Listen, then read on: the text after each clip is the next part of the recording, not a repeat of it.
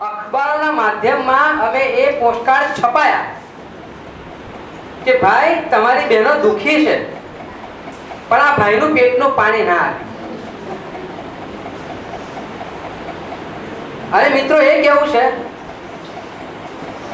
એક સરસ ગુજરાતીમાં કાવ્ય છે કે મરેલાને માર્યું એમાં શું પરાક્રમ કર્યું તમે, મારા રામ તમે સીતાની તોલે ના આવો. આ સરસ કાવ્ય છે. આ ભાઈ માટે કેવું છે કે જે ભાઈ કાળા ડ્રેસ વાળા કમાન્ડરોને ફરતા હોય, ગુજરાત સરકારના તિજોરીના પૈસે પોતાનું રક્ષણ કરતા હોય, પોતે સક્ષમ નથી કોર્ડન તોડીને કોઈને લોકોને મળી શકે, એ ભાઈની જોડે રક્ષણની શું અપેક્ષા રાખવાની બહેનો?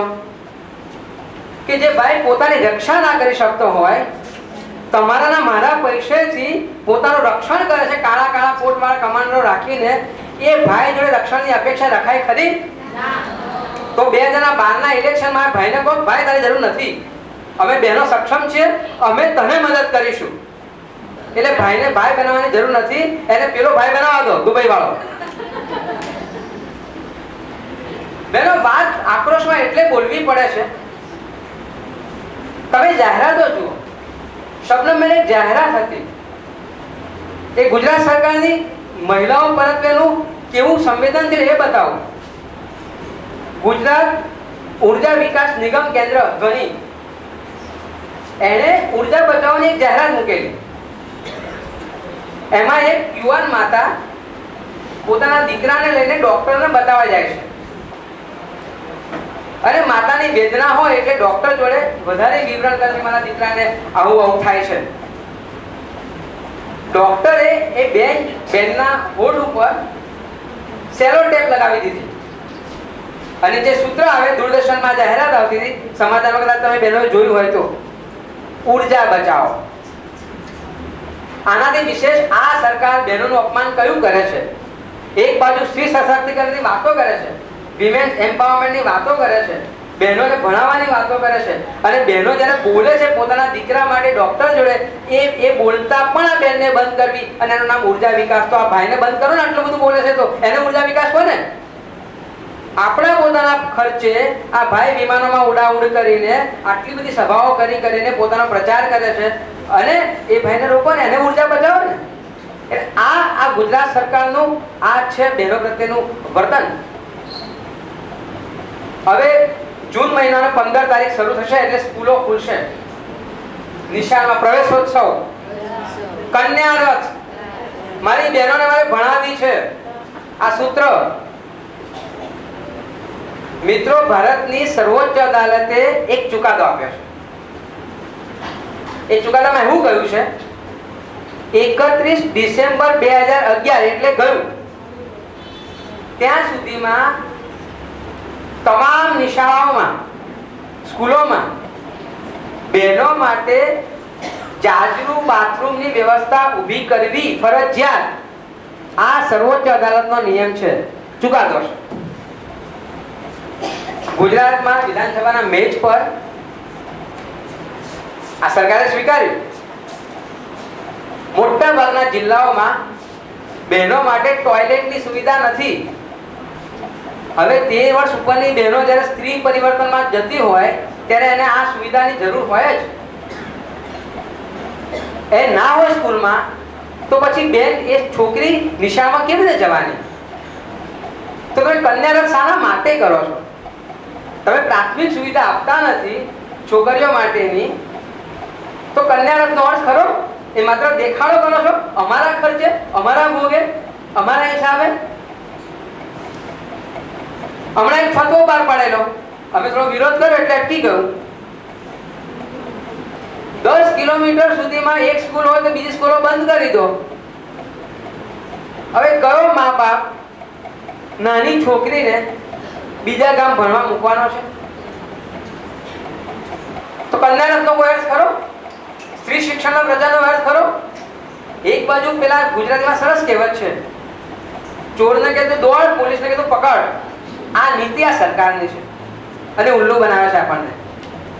તમે જુઓ છો, ગરીબ મેળાઓ કરે છે. અને આ ભાઈ જાણે કે દાતા હોય, દાનેશ્વરી કર્ણ હોય, એમ આપણને આપે અને ફોટા પડાવે અને આપણે ગરીબોએ આપણા સન્માનના ભોગે લેવા જવાનું. અરે પાછો ચેક બેંકમાં જ આવે એટલે બાઉન્સ થાય, કવર ફળો ખાલી હોય. મારે એ પૂછવું છે અને આપણા સુધી વાત પહોંચાડવી છે, કારણ કે વાત પહોંચતી નથી. ટાટાને 3500 કરોડ રૂપિયા આપ્યા ત્યારે ગરીબ મેળો કર્યો હતો. 3500 કરોડ રૂપિયા ટાટાને આપ્યા, તમને ખબર છે? તો તમને 25 રૂપિયા આપે છે, એક સાયકલ આપે છે, એમાં ફોટો પડાવવાનો અને હું ગરીબ છું એવું બતાવવાનું, એટલે મારું આત્મસન્માન ગુમાવવાનું. અને પેલો ભાઈ દાનેશ્વરી કર્ણ આપણને દાન આપે છે. આ શું બતાવે છે? આપણા મૂળભૂત અધિકારો છે. એ દાન નથી આપતો, આપણા મૂળભૂત અધિકારો છે, એને ઘરે બેઠા આપણને પહોંચાડવાનું છે. એ ગરીબ મેળાઓ નથી કરવાના. અને એ ગરીબ મેળાઓ કરે છે ત્યારે એસટી બસો રોકાઈ જાય છે, એટલે એટલા દિવસ નિશાળ બંધ રહે છે, મુસાફરોને હાડવાની વેઠવી પડે છે. એના માટે આ સરકારને આપણે ચૂંટી છે. તો પૂછો ને ટાટાને, અદાણીને, અંબાણીને બોલાવો ને ગરીબ મેળામાં. તમે લાખ એકર જમીન અદાણીને આપી અબજો રૂપિયાની, કેમ ગરીબ મેળો ના કર્યો? આ 5 જણા ગરીબ છે, આ 5નો ગરીબ મેળો કરો તમે. એ નથી કરતા. અને આપણને 2 રૂપિયા આપે છે અને આપણે શરમાવાનું કે હું ગરીબ છું, હું બીપીએલ વાળો છું. લખો કે આ દેશના ભિખારીઓ આ ગરીબો એ છે. એટલે આપણે બતાવવું જોઈએ. વાત મારે ત્યાં કરવી છે.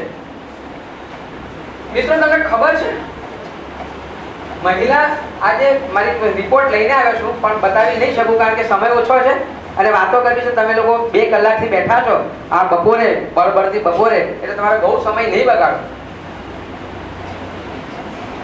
મહિલા આયોગ છે ગુજરાતમાં, તમે જાણો છો? કેટલા જાણો છો? ગુજરાત રાજ્ય મહિલા આયોગ છે, તમને ખબર છે ખરી? અરે મોદી સાહેબના ફોટા કેટલા જણ નથી જાણતા? ટોપી વાળા અને ઘોડા ઉપર બેસેલા અને બધા. શું કામ પ્રચાર નથી કરતા? મહિલા આયોગનો પ્રચાર કેમ નથી કરતા?